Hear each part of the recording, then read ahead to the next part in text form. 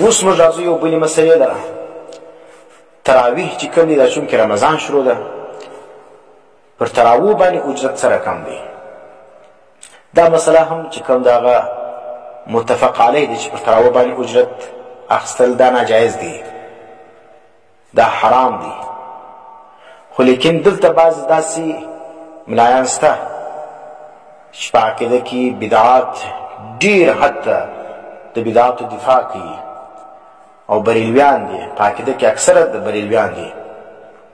خو لیکن هغه اصلي بریلویان هم په دې باندې اتفاق لري چې اجرت علی التراویح یا معاوضه د تراویح دا چیز دا حرام ده، دا نه ده جایز. دا کسان چې کوم د زموږ د پښین بریلویان دي یا د کندهار دي یا د کوټې بریلویان دي، دا سیب دا مذبذبینه بین ذالک، نه دیوبند ته پرانیزدي دي نه بریلویان ته پرانیزدي دي. دی بیا څه کې دي ځان لپاره جلا یو لاره مختاره کړې ده. هغه مسایل چې د دیوبند دی وي د دې پکې فایده وي، د دې بدعت تحفظ کیږي، د دې د نص تحفظ پکې کیږي، بیا د دیوبندي او چې په کوم ځای کې د دې د نص او د دې د بدعت تحفظ نه بیا علماء دیوبند وهابیان دي، بیا احمد رضا خان د دین ډېر ښه خدمت کړی دی، بیا د هغه صفتونه کوي. نو دغه کسان چې کوم د زموږ په علاقه کې موجود دي د پښین یا د کوټ یا د کندهار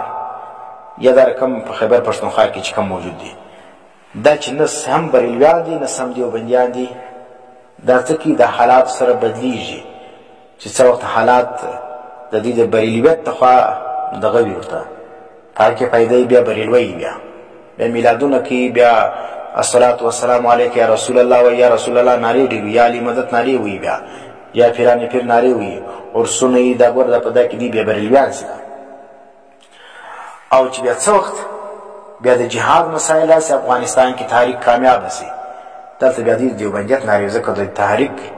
د جهاد بنیاد علماء دیوبند نشي دي، پدا کې بیا د چی دلته د دیوبندیان سي بیا ځکه بدی کې پیدا ده دلته. نو هغه مسلې ورکړي دلته راځو اجرت حالت تراویح چې کوم یا معاوضه پر تراویح باندې اصل دا څه رقم ده؟ دا د علماء دیوبند او د بریلویانو د ګوتو په نسبت باندې دا حرام ده چې پر تراویح به اجرت نه اخلي.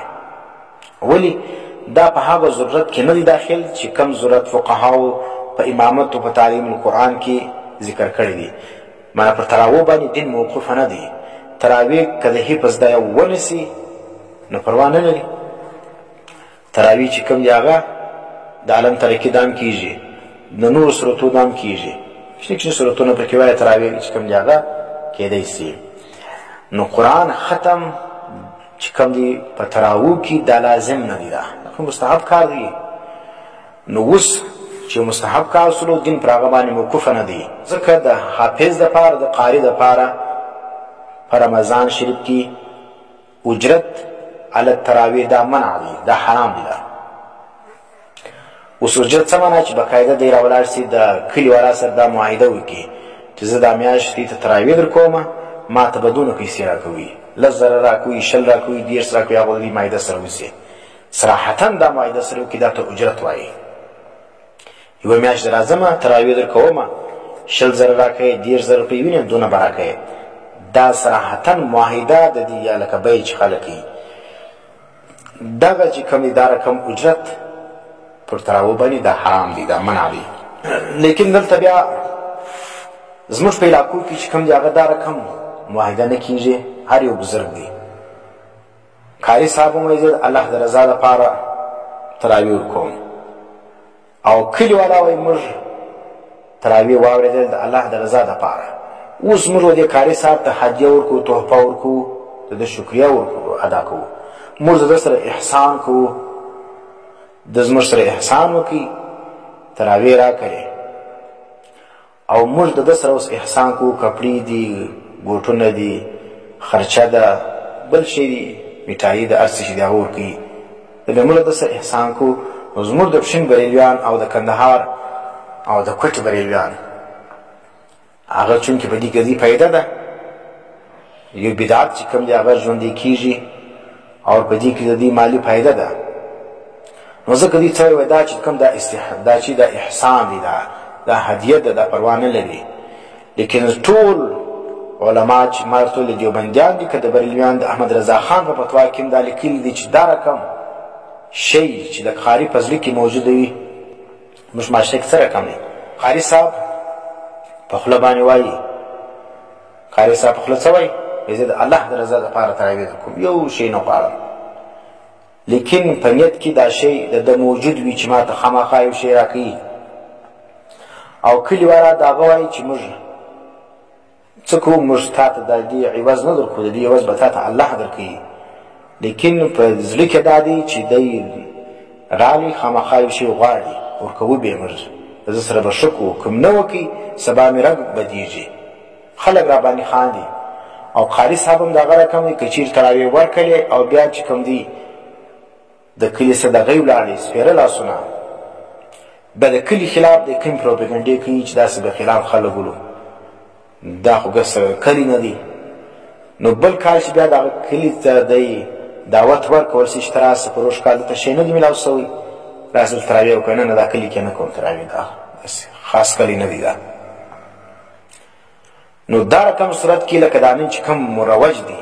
پر دې باندې زموږ د دې پښین د بریلیانو د کندهار او د دې کوټې د بریلیانو سره دا زموږ اختلاف دی دوی په دا صورت کې دا جایز ده صراحتا اجرت دیم حرام بولی زیم حرام بولم ټول علما چې کوم دی هغه حرام بولي دغه صورت دا په ګومو ګومو کې چې روان ده پټ روان دي قاري صاحب په خوله باندې وایي نه غواړم دوی موږ اجرت نه درکوو په زړه کې د ده هم دا دی چې شی به راکوي دوی وایي ورکوو به یو شی وینې په پټه معاهده روانه ده عرف دا دی چې خامخا به شی ورکوي دا شی چې کوم دی دا ماتل پر دې باندې اتفاق دی زموږ د علمای دیوبند او د بریلیانو تر دې حده پورې ما احمد رضا خان په تاوار رضویه کې هم دا لیکلي چې دا شی چې کوم دی دغه عرف چې کوم دی دا عرفي اجرت چې کوم دی چې دا په خوله نه سره وایي په پټه باندې د دې سره پوهي چې ماته به شی راکوي هغه به یې ورکوم به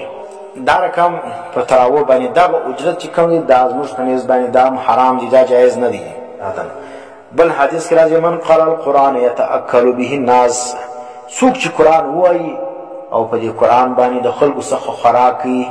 دا کې دا ختمونه بیا راغلل ختمونه څه دي د چا پلار مړ سي مور یې مړه سي ورور یې مړ سي یو قریب یې مړ سي بیا زموږ په دې معاشره کې بیا څه کوي بیا خلک راوړي درېیمه ورځ باندې په اوومه باندې یا په لسمه باندې یا په څلوېښتمه باندې یا په کال باندې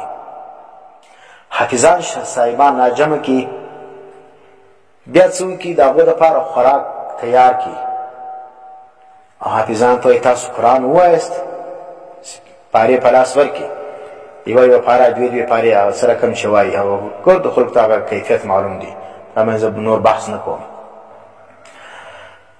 نو هغه تلاوت چې وسلو دغه وروسته بیا ډوډۍ ورکول کېږي پیسې ورکول کېږي یا شیرني میټایي ورکول کېږي دا رقم ختمونه لکه دا اوس جاري علامه چې دا کیفیت بیان کړي طالب چې د ختم نوم واوري خوشحاله سي په دا نه پوهېږي چې زه به تلاوت کوم یا دغه کوم په دې دنونه یې خوشحاله یا ډوډۍ را روانه ده بریانیانې دي غوښې دي درځي اور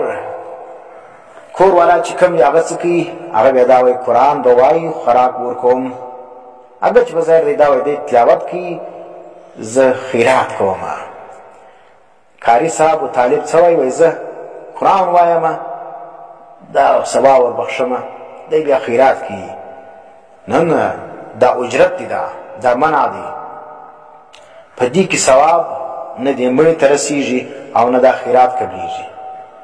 خیرات ستا په عوض د تلاوت کې سلو تلاوت په عوض د خوراک کې سلو د خوراک د پاره تلاوت کې راغلي دغه د پاره دی داسې ځای تاسو ما ته راوښیاست چې هلته د قاري صاحبو طالبان یا د حافظان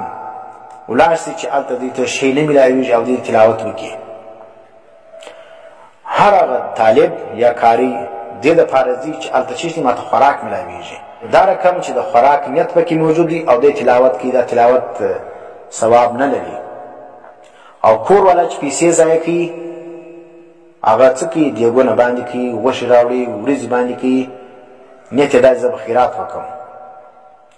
نو د دا خیرات چې کوم دی هغه څه دپاره دی هلته به هغه تلاوت ما دپاره کوي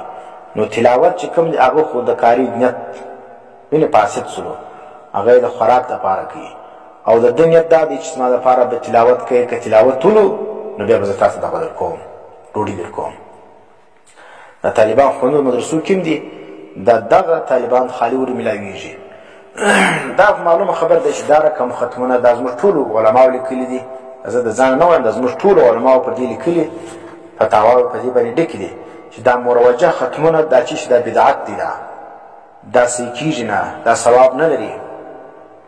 صحیح کار دا دی موږ عوام ته سر ورخلاصوو که تاسو غواړئ چې زموږ مړي ته ثواب ورسیږي نو دا مروجه ختمونه پرېږدئ دا علاقې دا طریقه دا د ثواب طریقه نه ده راولاړ دي سي دیګ دې پوخ کړي غوښې پخوي وریځې پخوي مدرسې له دې وروړي طالبان یې وخوري بس دا ثواب مړي له ورسوي دا چې ته راولاړېږي خپل خیرات هم خرابوي د کاري صاحب تلاوت هم خراب کړي کاري تلاوت کې دپاره د شیش د دیګ د غوښو د وروځو دپاره کوي او تا چې کوم دې دیګ باندې کړي دې دپاره چې تلاوت به کېږي قرآن به ختمیږي 2-3 او زما مړي له به ثواب رسېږي نو دا معامله چې کوم ده چیز دی دا اجرت دی دا د اجرت د باب څه دی اگر چې په خوله باندې خلک دې ته اجرت نه وایي دې ته خلک احسان وایي نو موږ خو د هغه وایي چې که چیرې زموږ دا مسله غلط وي تاسو یې راوښیاست کتابونه وګورئ زموږ د علمای دیوبند هغه ټول په دې اتفاق لري چې دا مروجه ختمونه دا ثواب نه لري دې څخه ځان وساتئ حدیث ته من قرأ القرآن ګوره څوک چې قرآن ووایي یتأکل به الناس خوراکي په هغه باندې د خلکو څخه جاء راتګ یوم القیامت په ورځ د قیامت باندې ووجهه عظم لیس علیه لحم مخ د به هډ وي خالي دا صحیح دا غوښه مشه نه دا مخ به خالي هډ وي لیس علیه لحم پر دې باندې به غوښه موجوده نه وي وینې الله پاک به دومره دا سړی چې کوم دی هغه بې عزته کړي هداية كرازي والأصل عندنا أن كل طاعة يختص بها المسلم لا يجوز الاستئجار عليه وي أصل دا مذهب دادي یا اصل مش پنیز باندې چې هر هغه طاعت چې هغه د مسلمان سره خاص وي وینې من مسلمان باغه خامخا کوي نو پر هغه باندې اجرت جایز نه دی لکه مسلمان د مسلمان سره خاص دی مسلمان به کوي خامخا زکات روزه ده وینې حج دی پر دې شانو باندې چې اطاعت د مسلمان سره خاص وي پر هغه باندې د لپاره اجرت اخذل جایز نه دی دا رقم د فقه بل كتاب شرح الوقاية كرازي والأصل عندنا أنه لا يجوز الإجارة على الطاعات إجارة پر طاعات باني دا جائز ندلا ولا تلاوت دا طاعت دي كندي دا ثواب کار دي خيرات دا طاعت دي پر دي باني وتوي وزن غاړي تلاوت دا طاعت دي پر دي باني بي وزن غاړي وینه المنز طاعت دي پر دي باني بي وزن غاړي نو دا چې سلو إجارة پر طاعات باني جائز نه ده ولا على المعاصي دا رقم د ګناو پر شی باندې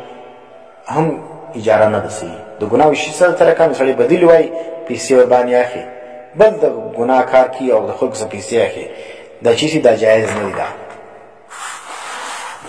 دا خو د عربي حواله سره اوس د خپل اکابر علماء دیوبند فتاوا ذکر کوم چې هغه ټول ذکر کوي چې دا شی چې کوم دی دا چیزی دا منع دی سمانه پر تراو باندې اجرت که صراحتن وي صراحتن دا وایي چې ما ته پیسې بدون راکړي